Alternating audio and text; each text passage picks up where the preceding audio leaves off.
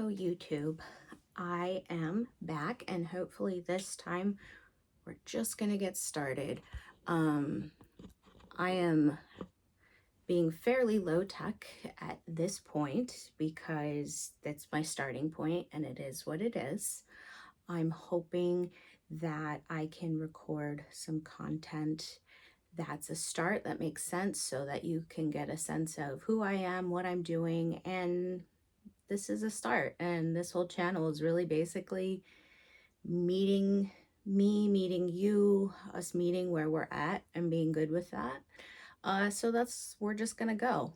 I will very much own as I start this process that this definitely brings up some anxiety for me. I am a very low tech person, but I'm been really enjoying the platform of YouTube. I really like ground up grassroots sort of people coming together. And so um, I've decided that this is a platform that I want to be a part of. So bear with me. I don't know how to do anything fancy, but I'm trying. Okay. So, like I said too, I don't know anything about editing. I'm not going to edit this, so just bear with my brain, my process, seeing how it goes. I would have probably just taken this video live, though I think it's a bit sad because like who the hell would know at this point. So yeah, that's where I'm at with this. So maybe just treat this as a live that happened already. This video is just going to be posted as is. So the first thing I want to delve in is what this channel is, why this channel, why I'm doing it. Okay. So first thing to know about me. You can read in my description some of my bits and pieces about who I am. But in a nutshell, I am an licensed marriage and family therapist practicing in the Bay Area of California. I'm originally from the Los Angeles area, although I did I call it like a tour of duty in San Diego for high school. I'll explain more why I call it that later, but mostly I'm from Los Angeles and live up here in the Bay Area with my husband, who has been my partner for the past 20 years, and my 3 children. So, why I'm doing this, what this channel is about. So, like I said, licensed marriage and family therapist. I see adults, children, couples, families, and family, by the way, has lots of different um, presentations. Parents and caregivers, that also has lots of different meanings. But a huge part of what I do and what I specialize in is what we call trauma-informed care. And trauma-informed care, kind of the nutshell version of it, you can look up all kinds of stuff on it. I've done trainings through the trauma and certifications through Trauma Institute and through Santa Cruz, and was certified through my previous employer, which was a nonprofit in East San Jose. So I really fell in love with this approach there. It takes, and so what, land the plane. Okay, so what trauma-informed care really is it teaches us to go into situations when we're sitting with people, when we're getting to know people, we're working with people, whatever the case may be, assuming there's trauma. Now, you might be like, why would you make the assumption or whatever? But it's a really less harmful, approachable, and successful model when you're working with folks, because it changes how what you're looking for, right? What you're observing, what you're listening for, and how you're speaking to someone, how you're acting. You're doing trauma-informed care, right? I'll give you a weird little example of that. Back in my new days of setting up my own practice, I shared a space with somebody. It's very common that like rents are expensive, and you sometimes you'll be like, I'm here on these days and you're here on these days, and you split the rent. Anyway, the person that I was sharing with said, hey, I want to rearrange like the furniture, so where the client sit is across the room here and we're over here. And I said, I'm actually not wanting to do that, because a lot of times our fight, and I'll talk more about this, but many of you heard of this term, fight or flight, fight, flight, freeze response. People feel unsafe, right? They start to feel trauma symptoms like hypervigilance, being super aware, on alert, on the edge, where things are coming at, when their back is to the exit or the door, right? So I specifically trauma informed. I assume anybody walking through my office, I set the furniture up. I mean, it's sort of like when you think about feng shui or something, but I set it up for trauma informed care, right? To be there. Does that make sense? So it's assuming trauma. So it's and there's a whole mess of training and practice and things that go into that. So we're practicing that. And I think that's really important. Trauma informed care, and the specialty that I practice with trauma. Trauma, let's get to the definition of that, does not necessarily mean the specific diagnosis of post-traumatic stress disorder, sometimes called PTSD or PTSI. Cool stuff on that, look that up. But trauma pretty much is going to happen to all of us at some point at different levels, some more than others. And our brains are very unique, right? Our bodies respond differently, based off of our genetics, our circumstances, all of these different things about how we're going to respond to a situation. So sometimes you might see, well, like these two people in the family experience the same trauma, and one is very different in terms of functioning than the other. Well, like I said, different bodies, right? So it's interesting because a lot of people don't always know how they are traumatized, and it's sort of an unfolding or a discovery process. One of the reasons I decided YouTube was interesting to me is because I was watching folks do all of these videos about their stories, particularly in high control groups. And one thing, and I've sat with folks who've been through this as well, as a therapist, so not a YouTuber, but professionally. And a lot of times people will say, just in the processing or telling their story, go, wow, I never realized that that thing I do is a trauma response, right? Or I just thought this is normal, this is functioning, right? Particularly in groups where you've grown up normalizing and you don't know another way of being.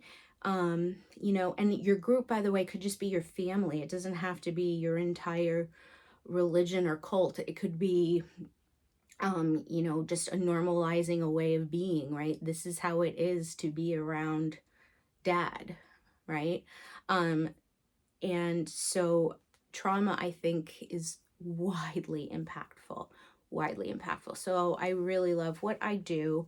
But it's interesting. I've noticed this in lots of areas of life. There's a lot of barriers and stigma attached to mental health, mental wellness, right? And I wanted to create, so back to why I wanted to create this channel, okay? I don't want to spend too long on the who I am. I'm going to make another video to tell you more specifically about me. And in fact, I will create more content about my own story, and why I will share that, okay? But I'm going to get specifically more stuck into why I'm here and why you and I are doing this thing, okay? So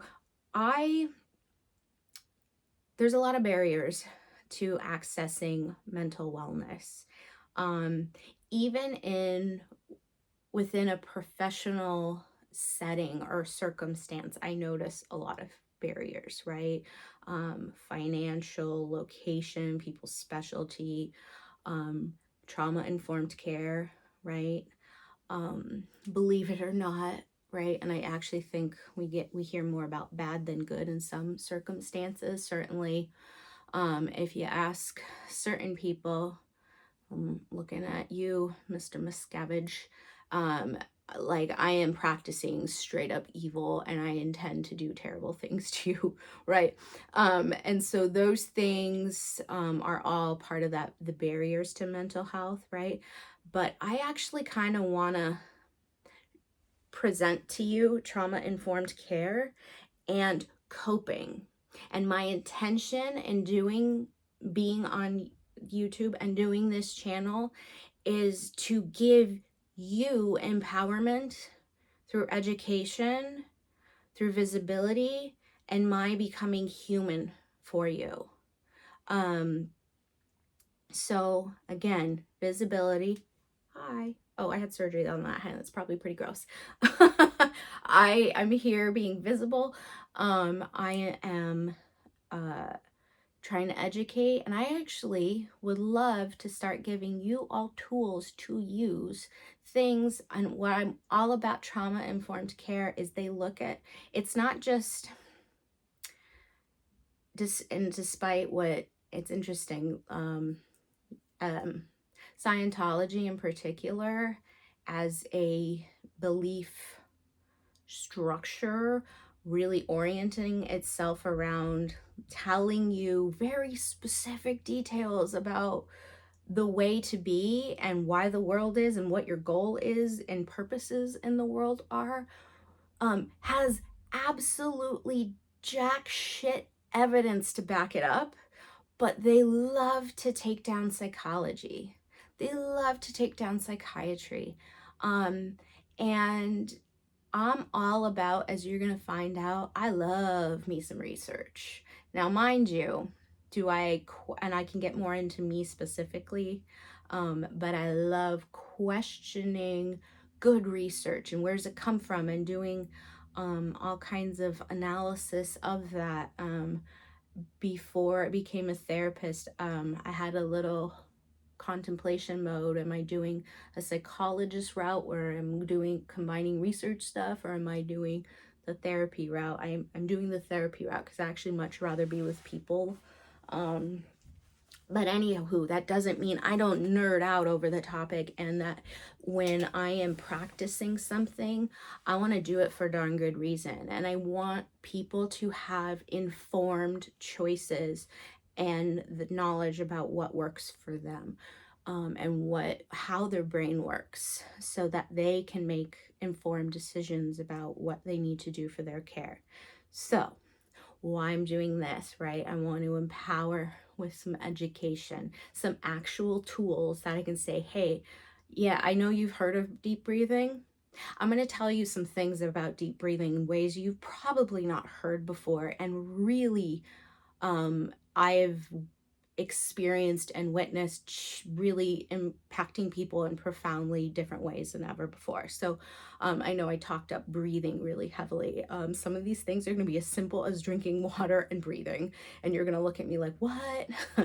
But yeah, truth be told, I mentioned I was going to do this to someone, and they said, oh, you're giving away the milk for free.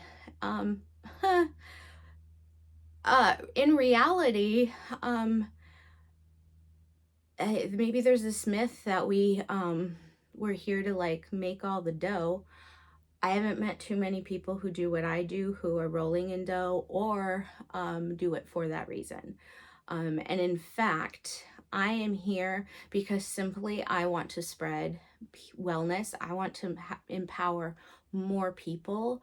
I want to give a middle finger up to trauma and say, I got you, boo, and I'm here with you.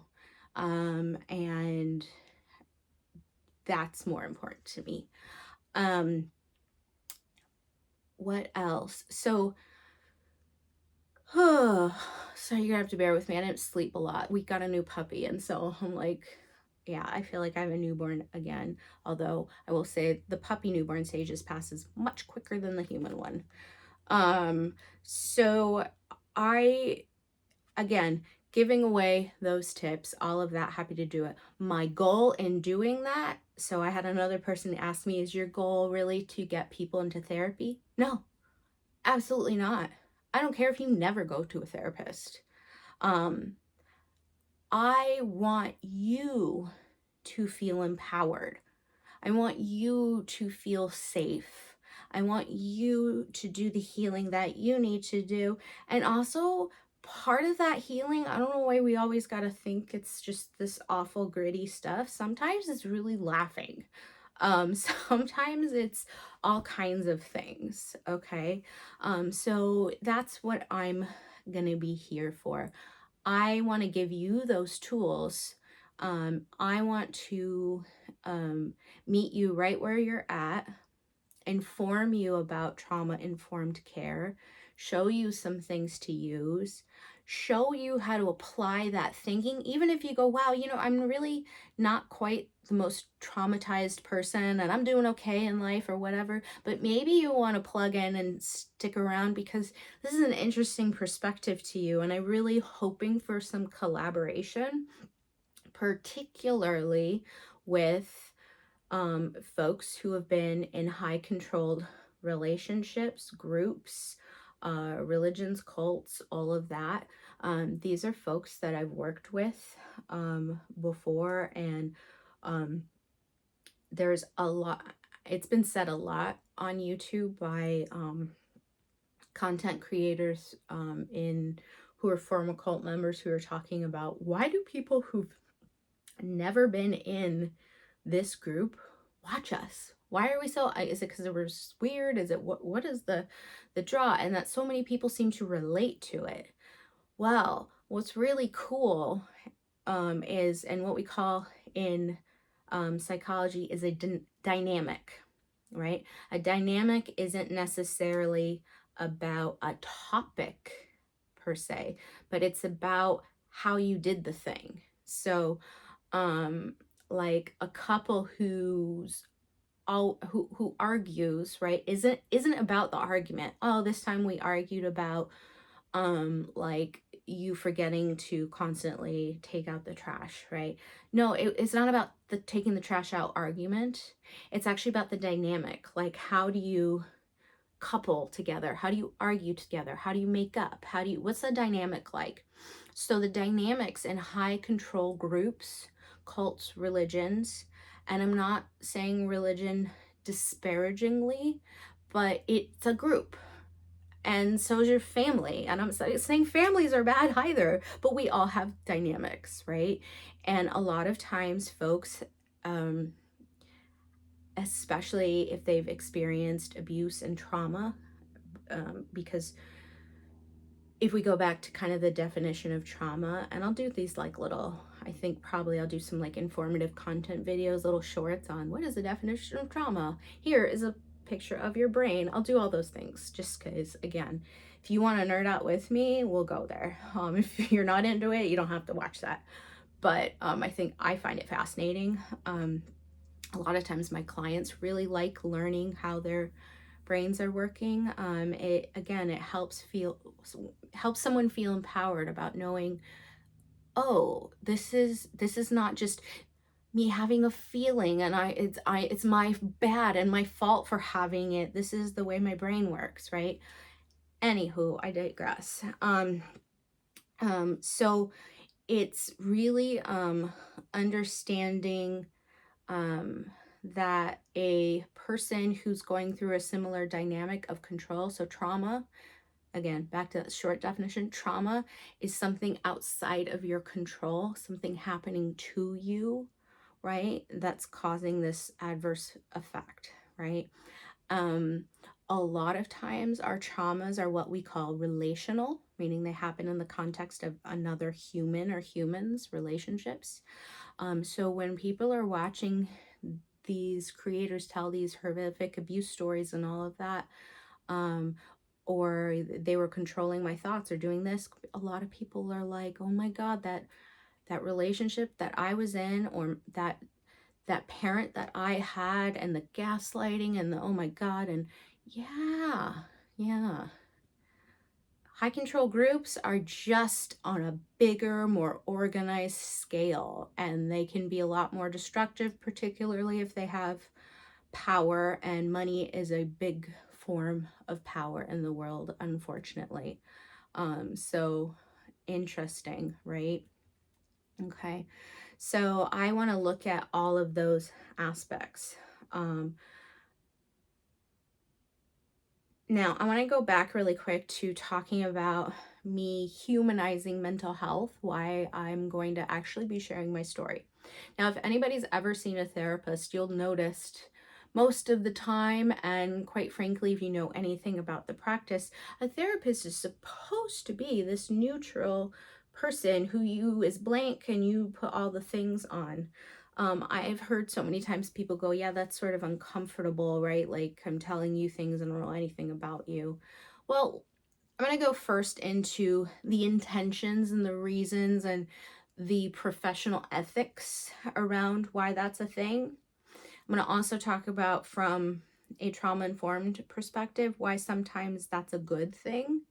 And then I'm going to talk about, is it a hard and fast rule, and why maybe I'm doing something a little bit different and why I'm doing that. Okay. So first, why we do that from professional aspect, all of that. So a lot of times in therapy, well, we're really trying to maintain what we or manage, avoid what we call dual relationships, meaning I'm your therapist and you're my client, and the only thing between us, the only relationship we have, is that. Because if we're involved in any other ways, like we also sit on the PTA together. Well, what if we have arguments about what's going on in the PTA? How is that going to impact your safety, you're feeling safe with me, and your work? So therapist is always meant to prioritize your safety, okay, your work. There used to be, and so if we're friends, or like, let's say we're friends on Facebook, and you see me posting political content that you really disagree with at your core. Now, when we're sitting together, you just can't, right? That's what that's about. So, good intention in a lot of ways. There's also this sort of old school, it's still practiced commonly, but it's from so, back in the day, sort of thinking that, kind of why it's the Freudian method of like, I'm sitting over here taking notes, you're not even looking at me. It's very much like a confessional, and that person's laying down. By the way, so not trauma-informed care, all of that. You're throwing up creeper vibes everywhere. Don't do it. I'm sorry to like poop on the Freudians, but like, you couldn't get me for a session of that. Like, I lay down for nobody. Like, in that context, it's terrible. It's freaky, creepy. But also too, the whole like, they're actually, in that kind of therapy too, there's not actually a lot of give and take. And so there's this idea you're supposed to be neutral, right? You are just a professional being. There's a lot of new things coming out to say, hey, first of all, that isn't really practicing a lot of cultural awareness. Like, that's not going to fit for every group, every culture, every person who, and they actually now in school too, you study different groups and communication and stuff, and realize, there's other ways to do that and things you have to be aware of, right? Other kind of issue with that, and again, when I go more into myself and talking about my background, I will go into this, but I do come from a feminist studies background, where you're the whole kind of body of work, research, all of that is looking at power dynamics and looking at social locations, where we come from, basically, our various identities and experiences and places in the world all have meaning. I read a book in college today, like ages ago, that like 20 years ago, that I loved, that talked about, use the metaphor of our identities being more like a kaleidoscope. So rather than a Venn diagram where there's these overlaps, right, and they don't move or change, they're fixed, a kaleidoscope, remember those tubes? It was a toy. It's like a tube that you put, when you turn the end of it, you hold it up to light and you turn the end of it, and there's all those little colors, stuff in the background, and they move and they interact together and they mix and they do all the things, right? And they're always they're changing depending on what's going on, how you move it, right? That our identities are more like that. Okay. And what I really like about kind of feminist theory background stuff is it's saying, is there really a neutral? It's not saying don't do research, don't do science, but they're saying if we pretend like we're always unbiased, if we pretend like our humanity, our who we are, isn't influencing us at every moment, we're probably not doing a very good job keeping it in check and also owning it. And also, like, why not say, hey, and so what I really like about when I would read feminist research and stuff, it's always like owning from the beginning. This is who I am. This is why I made the decisions. This impacts me. This might impact my research in this way. This is what I did to think about that. Check that out. And then what it's cool is it's not just I wrote this and I'm done. It's part of a discourse, right? Other people chime in and they're kind of like building off of it and it grows. I think that is super cool, right? Again, love science, right? We are all humans. We are all impacted by how we ask questions, what answers we come up with, all of that. We need to do the best job possible to look at bias and to not have that be a part, see what we can do. But I don't think we do that by pretending it doesn't exist. The other thing too, and I've seen this kind of thrown around in these research communities that I love, is it always a bad thing? So when I was doing my certification in trauma-informed care, I loved the heck out of the statistic, right? When when I'm coaching parents in particular, they're like, wow, you must really have your shit together. Your kids must be awesome. And I always, no, there's no perfection. It doesn't exist, right? And it doesn't mean that I am infallible or somehow my children have every benefit and nothing, no, right? And it actually, a lot of times, is very humanizing to be like, oh, you had a bad time too. I was having a really bad week the other day and I was texting with a really close friend of mine, and then she shared something about what her kid was doing, and we just had this moment of, oh, you get me, right? Now therapy doesn't necessarily work like that, where we're that's like more friendship. So let me get into why. No, before I get into why blur the boundaries, I'm going to go back to why actually sometimes that's a good thing. So in certain so not every client, not every situation, you're going to do exactly the same thing. Believe it or not. I can have very different kinds of sessions, very different kinds of clients, very different types of sessions based off of the client, right?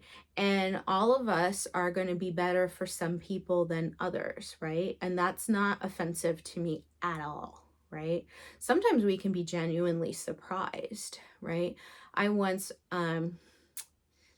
this was like 18 years ago, so I don't know, it was a while ago, where I begrudgingly showed up at a male therapist's office, and I was like, You were like highly recommended to me, but I'm telling you very straight up, I don't know if we're gonna go the distance, and it's nothing against men, but I don't know if I'm gonna be comfortable.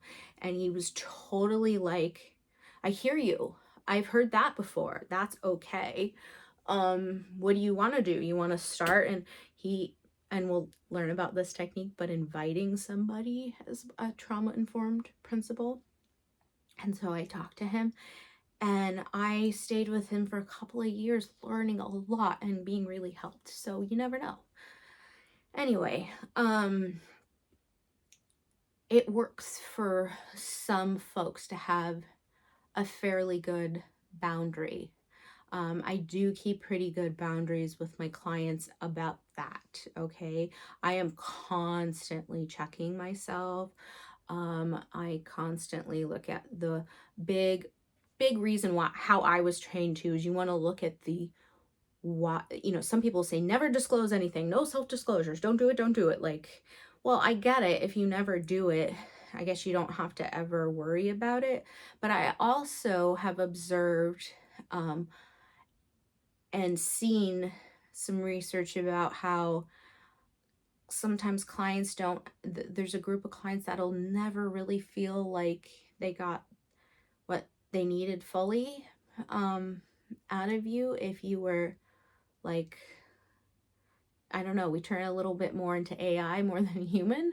And so anyway, how I was really trained and was that this is really an art form where you have to be conscientious at all times, checking in with yourself and ask what your reason is, right?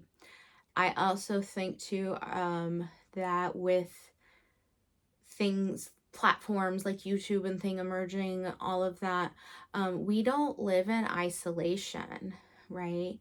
I would like to have a life and like to do the things that are important for me and in my healing and reaching out to other people and sharing stories and all of that. So, I think that's sort of realistic. Am I going to be like handing out YouTube links to all my clients? No. If they find it, say la vie. If it's a problem, then we are going to discuss it or move on to someone else's care. But I've thought about this over my several years of practice. I can't think of really anybody that would be negatively impacted by me sharing what I'm going to share if they did. So, yeah, I think I got a little, guys, I'm struggle busing. I wish my body would tolerate more caffeine because I needed more sleep today. But I was just tired of putting this off, so we're getting it done. So, why this works for some people in trauma-informed care, okay? So like I said before, a lot of trauma can be relational, meaning with another person. When somebody is really like struggling or deep in their trauma, particularly that relational trauma, going to somebody who there is no relationship. So relationships are transactional, right? And I'm not saying that as a judgment, it's just a statement of fact, meaning both parties are meant to get something back from the other person, right? Now you can go on and on about what's healthy, unhealthy about that dynamic, right? That word. What's healthy, unhealthy about that, right? Is it, do I need you to do something in exchange for my love, my approval? Do I need you to be a certain way, do a thing, look a certain way? I mean, there's like all kinds of control, all these a lot of issues come up, right? And so those types of relationships where there's control in that relationship, when there's abuse in that dynamic, that relationship, sitting across from somebody and having a transactional relationship again to do something, because I did have a therapist at one point who would say, "Oh, you know that being when I became a therapist said to me, "Oh, you know it's all about the relationship, right?" And some therapists practice that way, and I kind of go, "Yeah, I don't know. Y'all are gonna find that I live so solidly in the gray zone in so many ways." Um, and I think a lot of people are really uncomfortable with that uncertainty, but I very much find that most of the world is more shades of gray than not. So, here I am doing a thing, trying to do it mindfully. I am going to be sharing my story. And what let me get into now why I'm going to be sharing my story. Okay. I need a drink of water. Pardon.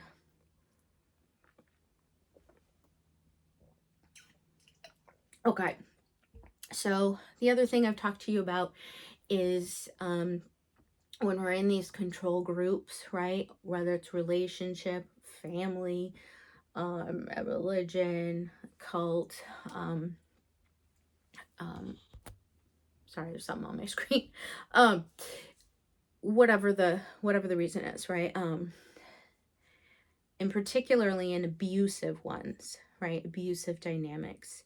Um, there's people who've studied this. Oh my gosh, what's his face? The guy who left the Moonies. He's done like some career, I can't think of his name right now, but he's done some pivots that were in his thinking that about this topic that some people find controversial, all that anyway. But there's lots of, what my point being is, there's been a lot of studies, a lot of documenting to say that we know people who leave high control groups and abusive relationships, that the abuser, whether it's a big group or a person, right, or a family, right, but the abuser first starts getting control, right? People always talk about, well, why did you stay, or why did you start doing that? Mike Rinder, former Scientologist, actually described it best when he said, well, you don't join like jumping in the pot of boiling water. It's the slow boiling, right, of the frog, right? The frog that didn't mind because it was just nice warm water, and it slowly got warmer and then didn't know to jump out. Yeah, so that happens, that process of slowly making it, wait, what, things are changing for that person all around them, but they're accepting it. That is because the abuser is stripping down one's humanity, the things that make them human, their points of connection, so their family, right? They start stripping down. I think Scientology is actually like a really perfect, and I'm hoping for more collabs, you guys, because I really would love to talk more about this and why it's so destructive to people on the basis of it, how it changes us as a human. It doesn't make us human anymore. But I suppose if you're a body thing, whatever, that, you know, doesn't matter. But the truth is, guess what? You really are human. These are needs we all have. And what the abuser's doing in this circumstance is trying to strip away those things that make you human. One of those huge things that make you human is your ability to think for yourself. And the realization that not all humans come to the same conclusions about everything, and that maybe that's okay, right? But you have the ability to size up a situation for yourself and choose accordingly based off of your own brain, right? Then what control and abusive groups do is uh, they are continuously reconditioning you, right? Reinforcing those principles that you aren't human. You aren't supposed to care for your children, right? If you have these feelings, right, you're supposed to be having those in check, right? If you know, if something bad happens to you, you know, you were out ethics. You pulled that in. You were not right. Like all of those things that take away our humanity. Um, by the way, this is something that happens. We have research to prove this all over the world to all types of people. Again, I'd love to collab about this, about why this happens, who this happens to, who stays in it, why do they stay in it? Is it because they're bad? Did it make them bad? I love that nerdy stuff. Anyway, point being is those folks who've experienced that dehumanizing in a lot of ways, or who were beaten physically, that's another way of dehumanizing somebody. You become literally a piece of meat. I use you for your labor.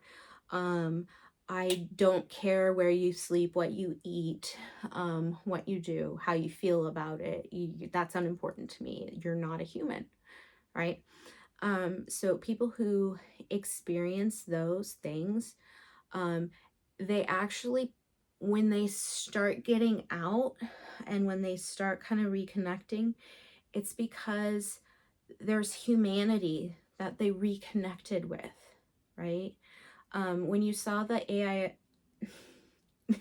IAS protests at St. Hill in UK, there was so much success going on there, and it was not because these people protesting were yelling at the Scientologist, "You horrible idiot," and "Don't, you are a fool," and "You're mean to people," and you know what the hell.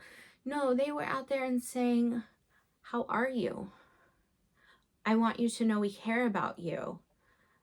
Here's people who can help if you ever decide to leave," right? Again, invitation, not force. Abuse, trauma, that's force. Invitation, opposite to that. I'm giving you choice. Would you be willing? You could just go check this out if you just wanted to look. That's all you had to do. So a lot was successful there because here's somebody who's programmed not to be human, but I promise you they are. And there's a lot of layers and barriers in somebody's way that keeps them from that.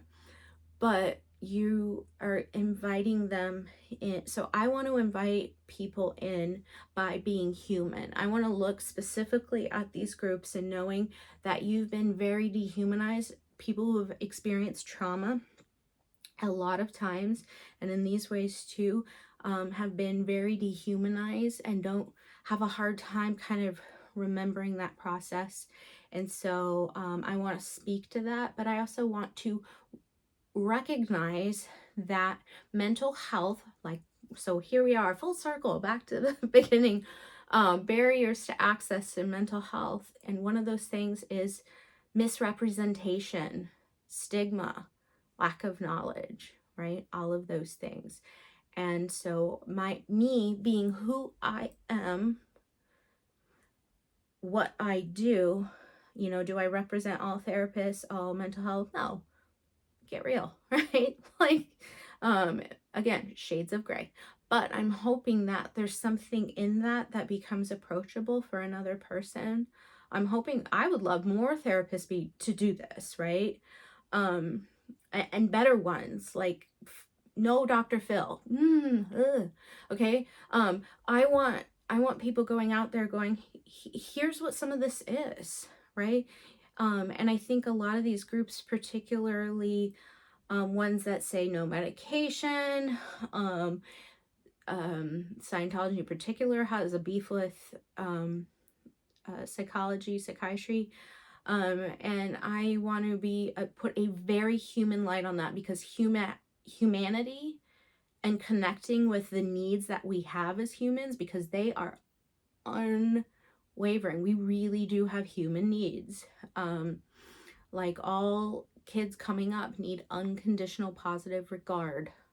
Unconditional positive regard. That is a human need.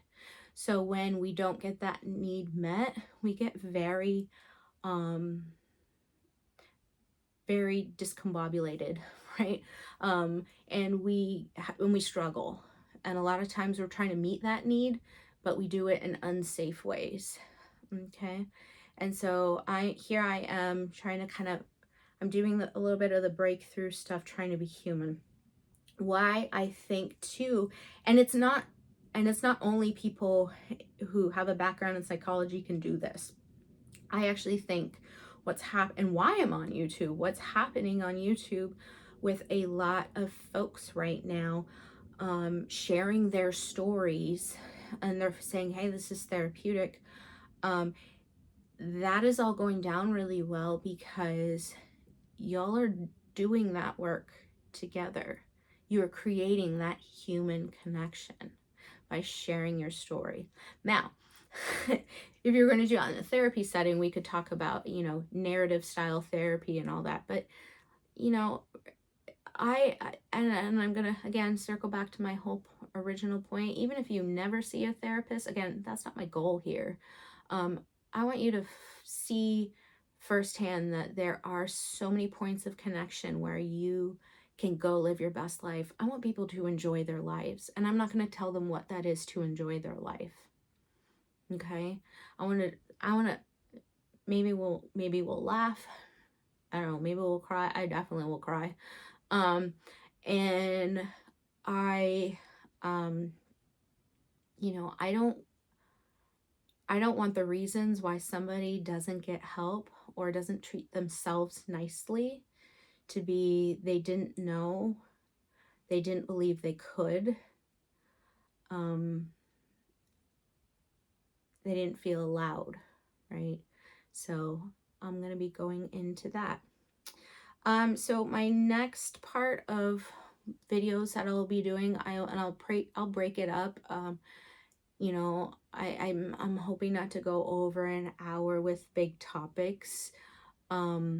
Is sharing my story. I have some thoughts on like how I'd like to do this, but truth be told, like, I don't know anybody in the YouTube world. I have been making contacts. I have heard back from certain folks, but I recognize that I have no content and I am no one. So, but you know, like I said, this is a big thing for me to kind of do as an undertaking, but I think there's power in doing things that you don't always find easy. And I am going to be sharing my story. And I'll get more into that at my next video. But if you have any suggestions or if you find this video and say, hey, these are particular areas that I'm interested in, or this is who I would want you to talk with, if you could swing that. I'm not opposed to putting myself out there and saying, I asked, I emailed people, I messaged people, I did that. I heard back, I had some levels of commitment. We'll see what pans out. I'm a big girl and I can hear no and F you and all that. So again, guys, I starting this thing anew. So, but if you do just say, hey, I wouldn't mind you just creating some content on this topic. I want to hear more about that.